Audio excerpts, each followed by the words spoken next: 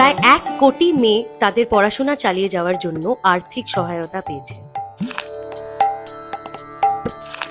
1.44 কোটিরও বেশি শিক্ষার্থী সাইকেল পেয়েছে।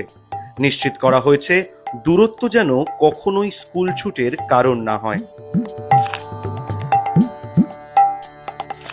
2023 সাল থেকে প্রাথমিক ও উচ্চ প্রাথমিক স্তরে বাংলায় স্কুল ছুটির সংখ্যা 0 রেকর্ড করা হয়েছে।